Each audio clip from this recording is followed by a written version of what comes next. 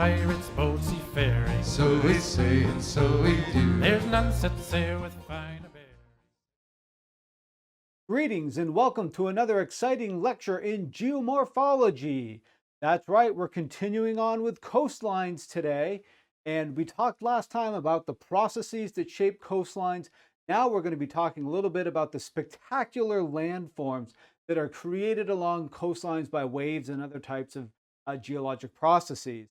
So here behind me, this beautiful landscape here, this is the Manzanita Beach along the Oregon coast. And the first thing I want to point out for everyone is right here, looks like we've got some morphology along the coastlines. Everyone see these flat platforms off from the coast?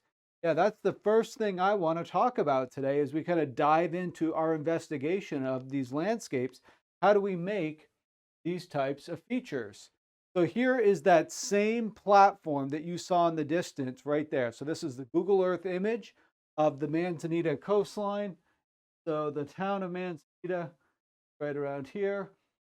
Right here, these are these flat uplifted surfaces, and that's what we want to look at right here. So the first thing we're going to do, we're going to explore how these are made. And so I'm going to be quiet and let myself do the talking from right there. We took a hike out there so you can see what these look like in real life, IRL. So let's go ahead and do that.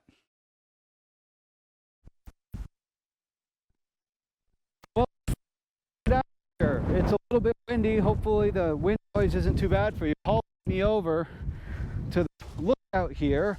We found to the top of this spectacular geomorphic surface here. So look at this.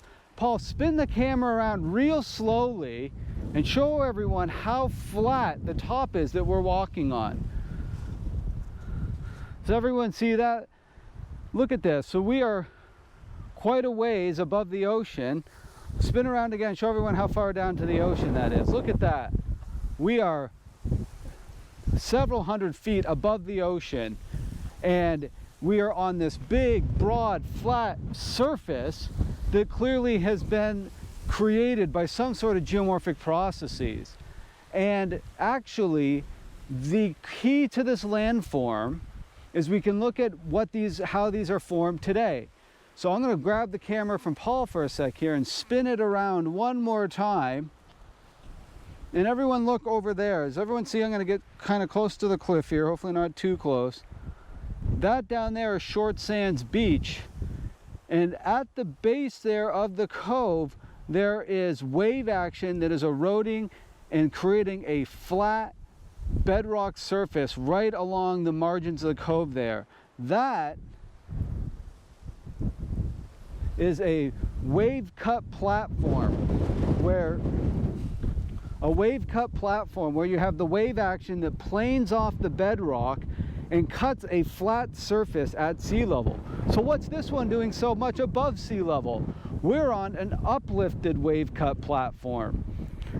How did that happen? Well, there's two things, right? This land right here, this surface had to have been cut by wave action. And so one of two things must have happened. Number one is sea level could have either dropped significantly.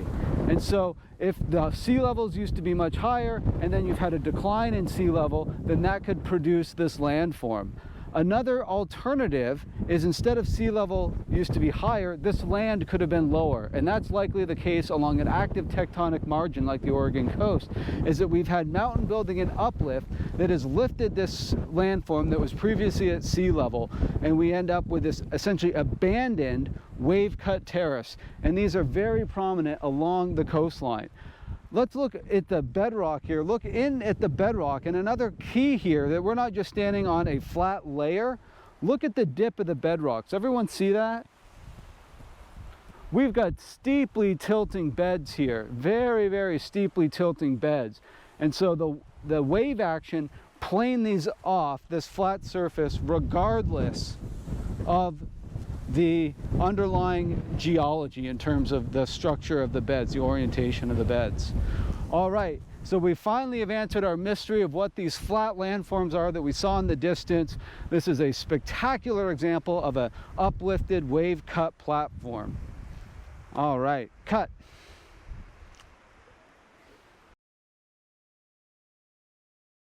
All right, and we're back. Pretty exciting. So let's talk a little bit more broadly then about these rocky coastal landforms. Because when we talk about the Oregon coast, remember tectonic setting is important here. We have uplifted coastlines along the Pacific Northwest. And so we end up with very rocky coastlines where we can make things like wave cut platforms over here. So you saw an uplifted wave cut platform. We can make spectacular sea arches, sea stacks, and sea cliffs. So what I'd like to do now is take us through the formation of each of these types of landforms we find along coastlines. The spectacular landscape, especially associated with sea arches and with caves, with sea arches and sea caves and these sea stacks right there. The primary way that we think about the formation of these is that idea of wave refraction. That as waves are moving onshore, the water shallows and that refracts our waves. So if you have a headland that's sticking out, you're going to shallow the wave preferentially around that headland. And because of that, the waves refract in. And so if I can try to mirror this, that's too hard to try and do it. My waves are going straight and then they kind of refract. Boy, I almost got it. There we go. Refract in right there. So we focus that wave energy not on the point. The waves refract around it and focus in on the side of the headland. And so because of that, we end up forming what's called a sea arch, where we can kind of hollow out the base of the headland. Okay. And so let's look at a picture of that here, where we've cut our wave cut platform. And so wave cut platforms are where we've basically planed off the rocky coast itself. So that's a wave cut platform. And then you looked at the example of an uplifted wave cut platform. So we end up with flat rock and a wave cut platform when we've completely eroded away our headland. If we've got a little bit of land left that sticks out associated with those collapsed sea arches, we have what's called here a sea stack. So that's a sea stack. Okay, so the first part of this is you get these wave cut notches, and that's where basically the water is focusing in on the sides of the headland, and you create a wave cut notch. Here's the platform right there and the notch in there. What can you hide in a wave cut notch or in a sea cave? That's right, a horcrux. Yeah, this is where you go to hide your horcrux, right in there.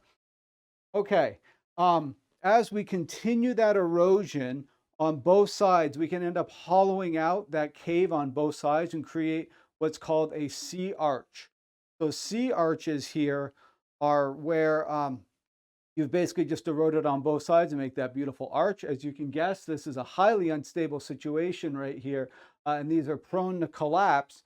And when they collapse, we make these sea stacks right here. You end up with sea stacks. So when you're looking at a beach and you see these sand stacks that are just out in sea stacks that are out in the water a little bit, and you're back on the shore, you're looking at remnant coastlines. That's where the coastline used to be as it's retreating back over time due to erosion of headlands. Okay, great. Let's jump on now and look at depositional coastal landforms. We're looking at erosional landforms along rocky coasts. Where can we actually deposit sediment? Let's talk about these different types of coastal landforms: dunes, spits, berms, and barrier islands. These are all places where sediments are deposited along coastlines. Let's see here. Here's the nice picture from your textbook showing those dunes in the background. And then when you have sand that's being worked by wave action along the coastline and connected to the coastline, we call that a spit. And then right out here, if you detach those spits from the shore, those are barrier islands. Okay, our first one I want to talk about is a beach. So here's an example of a beach right here along a coastline. And what we see is a very common morphology along beaches. So we have what's called the beach face. So here's the beach face that is steep, and then ends up, that's near the swash zone where water is swashing back and forth. We end up with a berm, which is a flat area behind the beach face. And then behind that is where you'll have the sand dune. So the picture here, this is Fire Island in New York, and you can see that steep beach face where the waves are crashing back and forth across that. We call this a swash zone. And then behind that, we have the beach berm.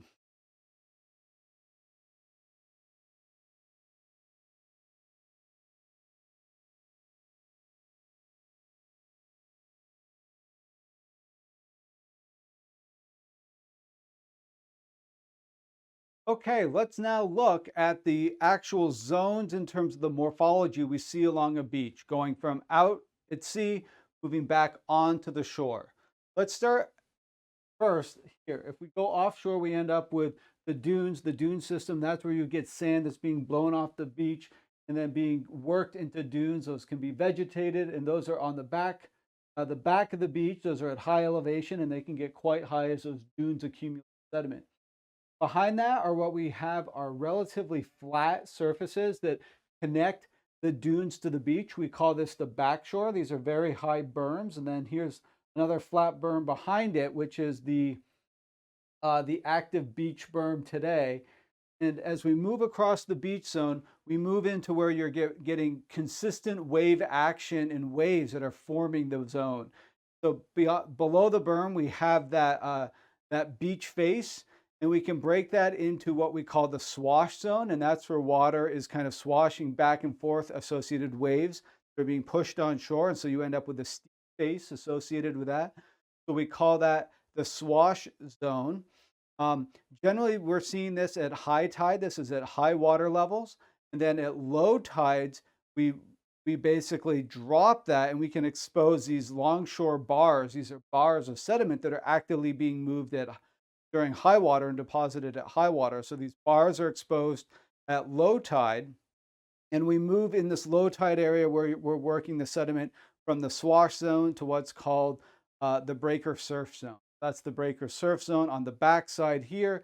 And then beyond that, where our waves are moving in deep water, where we're not impacting the shore, we call that the offshore zone. So we move from the beach berm to the swash zone, to the surf zone, and out to offshore. Another terminology we use that we can use this beach, when we're talking about the beach, it's essentially the beach face and the berm. We call that the beach. That's the beach. And then the inshore region is where you're getting wave action that's moving sediment. And then beyond that is the offshore region. So that's the terminology we use when talking about beaches. Interestingly, when we look at beaches, we often see that there can be multiple beach berms in terms of the elevations. Okay. So how do we do that? How do we form a berm at high and then a berm at lower elevation? These are often associated with water levels with flooding events, or flooding, excuse me, with storm events. So if we have a big storm, we might end up with a high berm here, and we deposit sediment out along that berm. And so we're building out the beach berm in this direction. And then let's move, this is during a stormy period. So we build that high berm out. Then as we move to a not stormy period, we end up with lower waves that are building a berm at a lower elevation. So we'll have the high berm associated with stormy weather, and then the low berm associated with fair weather. So that high berm, it tells us how high the water gets during the stormy season. The low berm is during fair weather. And so you can see this along coastlines.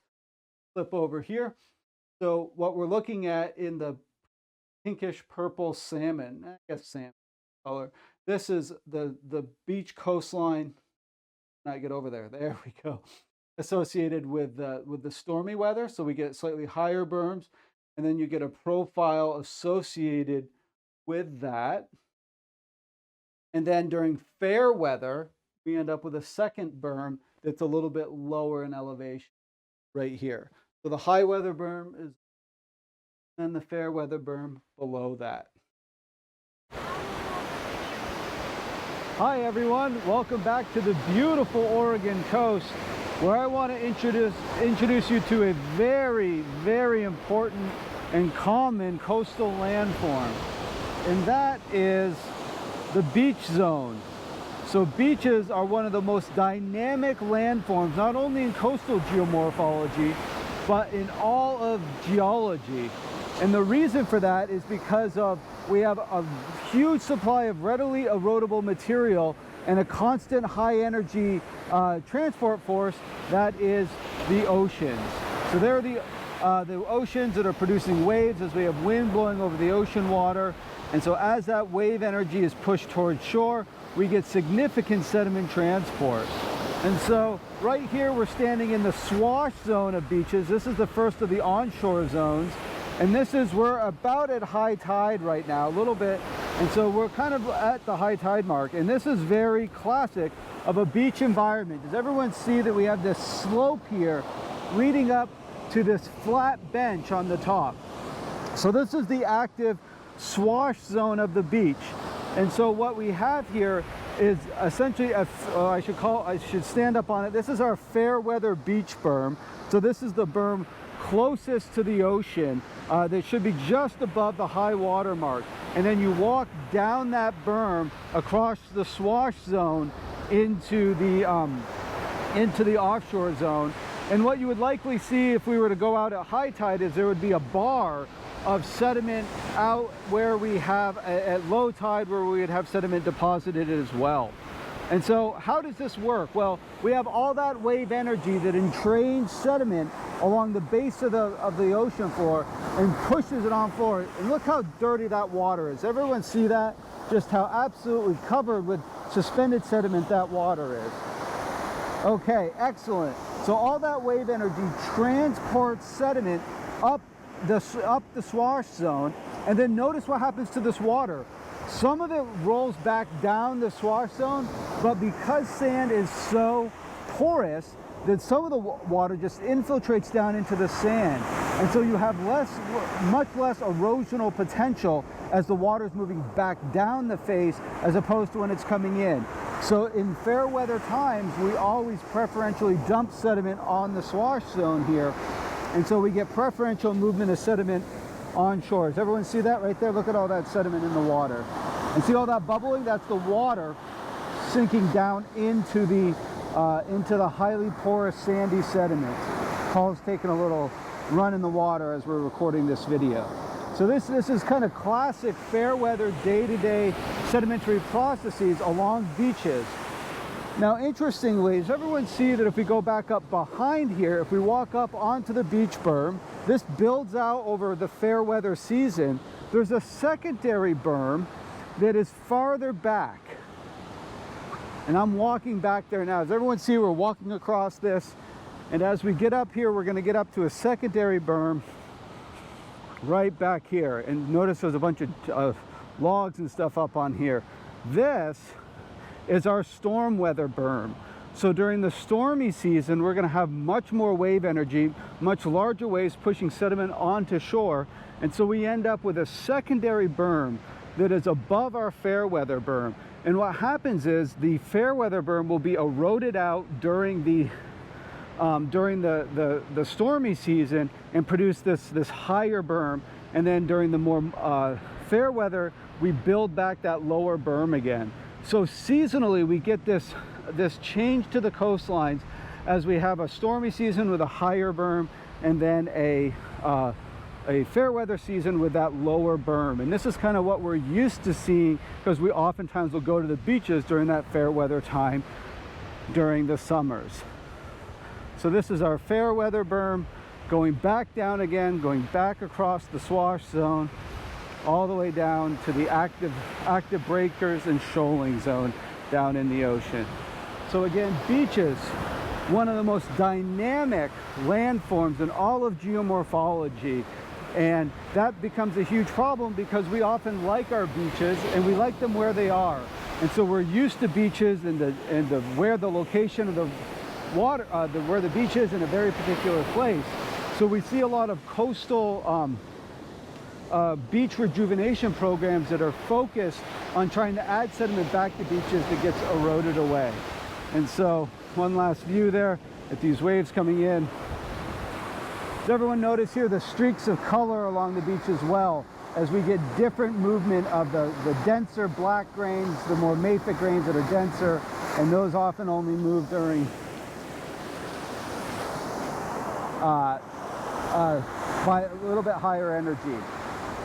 All right, does everyone see that? We got a fresh depositional layer right here where sediment was deposited along this beach face by that nice strong wave. So again, this is how we build out that fair weather berm, preferentially during during the summer season. All right, pretty cool, huh? All right, thank you so much. Wish you all were here with me. Bye. Okay, also along beaches, you can make these spectacular features where you get kind of these scalloped indentations in the beaches. These are what we call beach cusps. And I wrote on here that beach cusps are weird. Why do I say that? The beach cusps are weird. They're really these spectacular landforms. But why I say they're weird is like once you have beach cusps, it's really easy to understand how they form and maintain because the beach cusps stick out. And so as the waves are coming in, you preferentially will dump sediment on the cusps, like we're talking about headward erosion. So you end up dumping the coarser material on the cusps. You see these cusps mostly on rocky beaches. And so once you have those cusps that have formed, that geometry, then we can just preferentially stack up more material on the margins, on the part that's sticking out. Now, interestingly, once you have a flat beach, we still are kind of arguing as scientists about how you go from a flat beach line to one that has these cusps. So you can kind of look in more detail on that if you want. But these are these scallop patterns here we call them.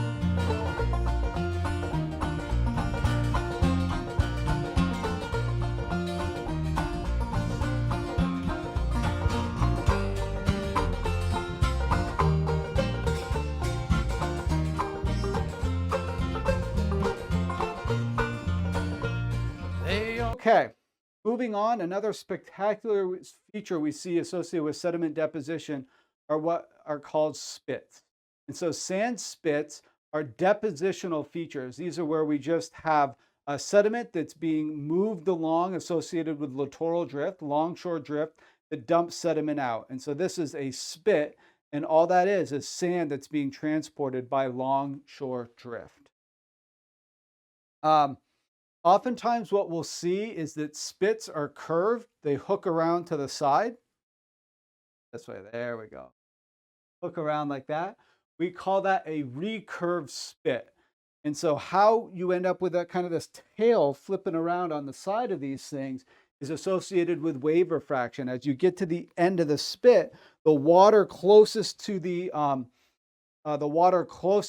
shallow water is going to curve more. It's going to refract more because it's moving slower. And so it preferentially wraps all the way around. And so because of that, over time, you build out your spit. And then at the end of the spit, you kind of wrap it around by wave refraction. So this is one of my favorites, recurved sand spits. This is essentially Cape Cod in Massachusetts, and it's wave refraction that's looping that around at the end of Cape Cod. So that's a recurved sand spit. Okay, when your sand spits disconnect from the actual coastline, we call this a barrier island. And so barrier islands, like we've got here on the Outer Banks. So here's the eastern United States over here. Here's the Atlantic Ocean over here. This is North Carolina. Here are what's known as the barrier islands, the Outer Banks in North Carolina. And so there's the famous Cape Hatteras right here, which is a vacation spot, which is along the barrier island. Barrier islands are very important because they actually absorb a lot of storm energy. As you have storms that slam into the coastline, those barrier islands take the brunt of the wave energy and reduce erosion on the outsides. Because of that, barrier islands, by their nature, are highly active and dynamic portions of the coastline. They're constantly shifting and moving, and that becomes a problem when you build towns on them, like Cape Hatteras here. So this can be a problem, and we'll talk about this in a future lecture on the applied aspects of how we deal with the dynamicism of coastlines. Okay, the other term here is tidal inlets. And tidal inlets are these little kind of breaks we get in the barrier islands where we can kind of connect the inside of the barrier island, what's known as a lagoon, from the main open ocean. And so lagoon is just where you have seawater that's separated from the open ocean. And the tidal inlets, like behind me here, the tidal inlets are how we connect the lagoons to the open oceans. Here's that tidal inlet. Here's another one right here. So here we've got our beach on the barrier island, and there's our tidal inlet where the water can come right in there. All right, here's another picture from your textbook showing a barrier island. And then so the open ocean is over here by me, and then over on this side here, diving in here, is the lagoon. So that's the sea that's been separated from the open ocean by the barrier island. And then these tidal inlets right here go back and forth. Okay, so as I mentioned, barrier islands are fairly dynamic features in the landscape. So barrier islands move, and thus the tidal inlets between the barrier islands are also very likely to move as well. So that becomes a problem because if you've built here, then all of a sudden you might get erosion on one side of the barrier of the tidal inlet and deposition on the other side. So if there's one thing you take away from this, it's that the morphology of coastlines is highly, highly dynamic. That's even without human intervention, any human action. These are very, very active parts of the geomorphic landscape. So locations, the rivers, we've got a river coming in with an estuary, and then we'll end up with a recurved spit coming around into that estuary. We call this a baymouth spit. These are constantly being in flux and being moved by longshore currents. There's some nice barrier islands and recurved spits off on the other side here, island. So highly dynamic coastlines. Again, another term to remember here, a lagoon. So a lagoon is just a stretch of seawater that is disconnected from the open ocean. And so because of that, lagoons have very different chemical properties than the open ocean. They generally are warmer and saltier than the ocean. Okay, another term I want to introduce is a tidal flat and tidal system. And so along regions where we have relatively flat coastlines that we exposed a large portion of land in between low and high tide, we develop what is called a tidal flat. And so tidal flats are these long areas that kind of connect the high tide zone from the low tide zone. So you end up with a bunch of channels on these. We call these tide channels. And these things are very brackish. And so you end up with really, really kind of vegetation that can stand the salty water when they're exposed. So these are tidal flats, and then the tidal channels that flow down them. And these can be significant stores of organic material. Some of these tidal flats are probably associated with filled up estuaries where we have some of these nice flat tidal flat areas. Okay. Let's move on here. The estuaries, estuarine system. I'm going to let myself introduce estuaries in the field. So we're going to have a look at an actual estuary field, and then we'll come back and talk about estuary. Welcome everyone. We're back on the Oregon coast once again at the outlet of the Nehalem River into the Pacific Ocean. And boy, I've got a really exciting thing I want to talk to you about right now, and that's an estuary. Right behind us, this is the Nehalem River, and we're looking at the Nehalem River estuary, which is a really important landform we find along coastlines. Why are estuaries so important? There's a couple of reasons. They're really important for navigation, but if we think about the world from a geomorphological perspective and a sediment transport perspective, estuaries are really important because they end up being large sediment sinks as sediment is transported from high in the mountains, eroded down streams and rivers, and then eventually transported out into the deep ocean. An estuary can be a very, very important place where sediment gets stored. And so there are four dominant types of estuaries that we see around the world. And the first would be a coastal plain estuary. And a coastal plain estuary is where you have essentially a drowned river valley that is essentially along the coastal plain. And that reminds me that I should probably take a step back and define what I'm talking about when I say an estuary. So when we're talking about estuaries, essentially this is almost an underwater feature. It's where we essentially have a drowned river valley. So imagine you've had a river valley and then sea level has come up and buried that river valley. And that's why you end up with kind of a broad trough that's underwater where sediment can be stored. Estuaries are brackish waters where you have a mix of salty water coming in from the ocean and fresh water coming in from the sediments. And so that interplay between brackish water and fresh water is really important, and the flocculation, basically the flocculation of clay sediments in the water that then gets deposited in the estuary. So again, when you think estuary, think of a drowned river valley. And so sediment gets stored, but you don't see it. Now that's really different, right, than another type of landform we see along coastlines. And that's where you essentially are building out sediment above sea level in a delta. So that's really different here. In estuary, all the exciting stuff is happening underwater. Okay, now that I've said that, now I can go ahead and talk about the 4 dominant types of estuaries we see around the world.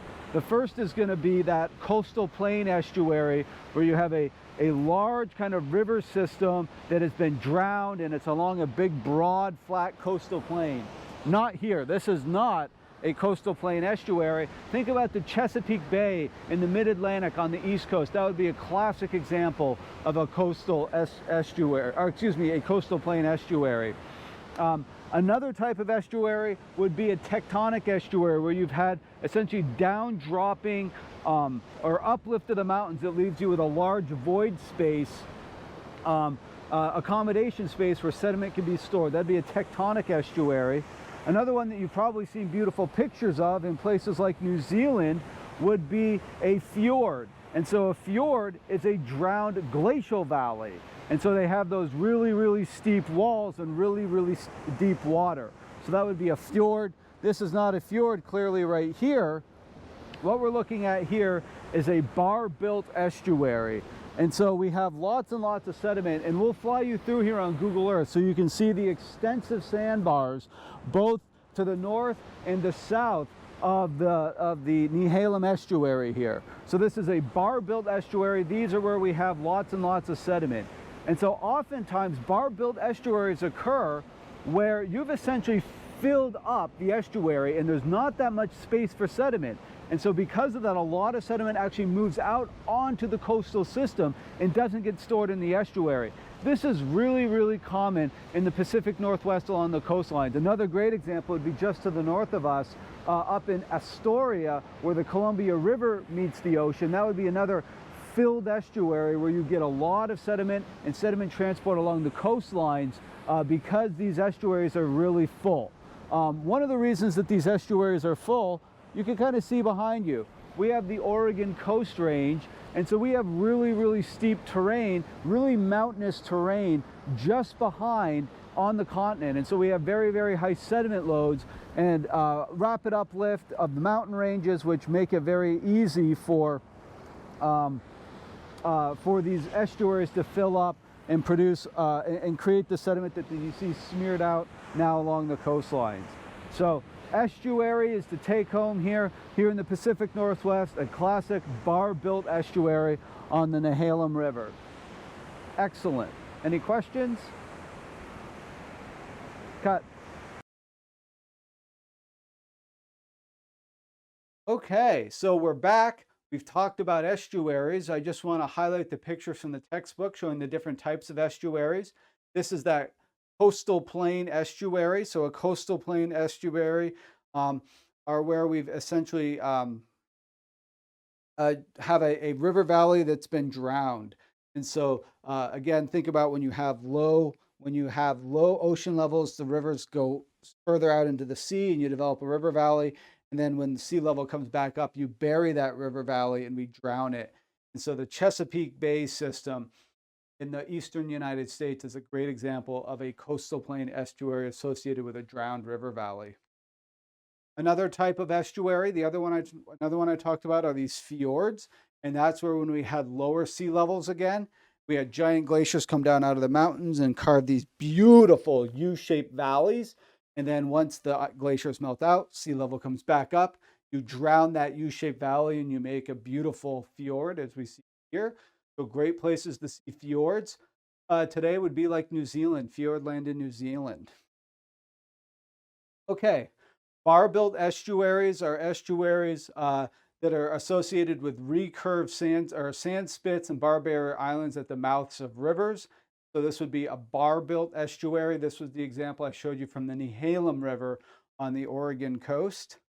So oftentimes with a bar-built estuary, you'll kind of block off and enclose that estuary system from the open ocean by a bunch of barrier islands. Okay, our next type of estuary system was that tectonic estuary, where we've been able to drop the land right along the coastline and essentially create kind of this graben structure in this case here, where we have shallow water. This is a tectonic estuary, and it's essentially the horst on the other side here that is keeping the highland that's creating that blockade between the estuary system and the open ocean. Okay, and then here's that drowned estuary, drowned coastal zones, any place where we've had a oops, back on.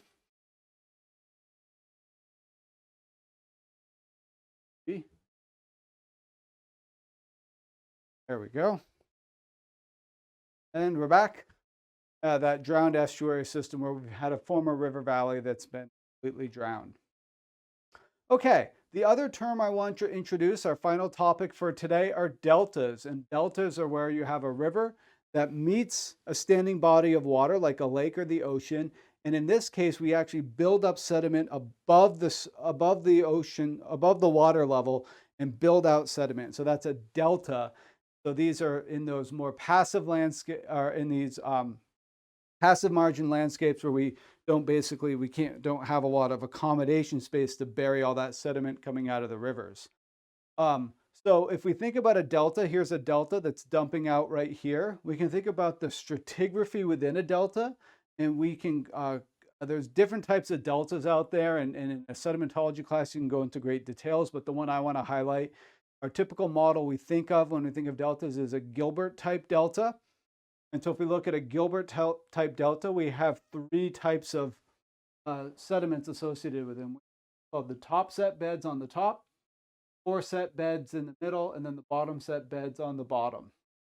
Bottom set beds are generally fine grained, and then we move up into sandy material that's steeply dipping at roughly 10-15 degrees. That would be that foreset. Then on top is the top set. And how that stratigraphy is created is based on the progression of the delta out into the standing body of water. And so if you're standing at any point in time, as the delta first starts to move towards you in this direction, so when the delta is still all the way back here, if I point at it maybe.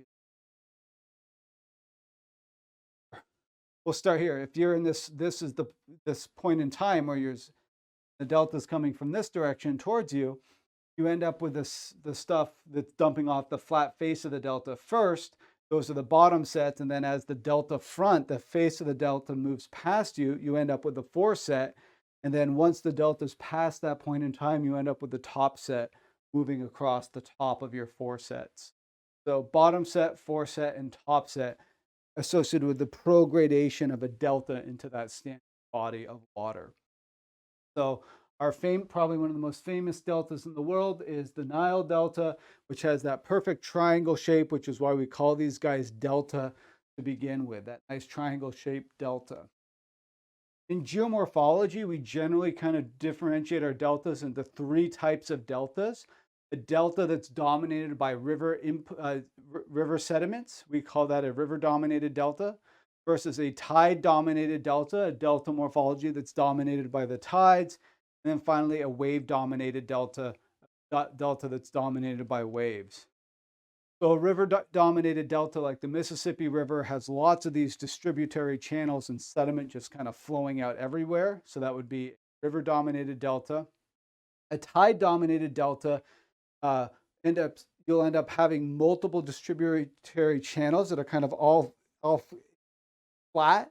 And so this is the Fly River Delta in New Guinea. And you kind of got a more flat coastline because the tide is working back and forth, kind of planing off your coastline here, and you end up with distributary channels kind of all come out about the same location. So that's a tide-dominated delta. Then a wave-dominated delta, any excess sediment is kind of going to get worked off by longshore currents and waves, and so you end up with that more traditional delta face associated with wave-dominated deltas. All right, that's all I've got for you on geomorphic landforms associated with coastlines. Great job today. Give yourself a pat on the back. We'll come back next time and we'll be talking about how to keep the sediment in place or replace the sediment. Yes, that's right. Applied coastal geomorphology next time. So have a great day and we'll see you later. Bye. We'll stand on board as brothers. We'll rule the sea, just you and me. Let the devil take another.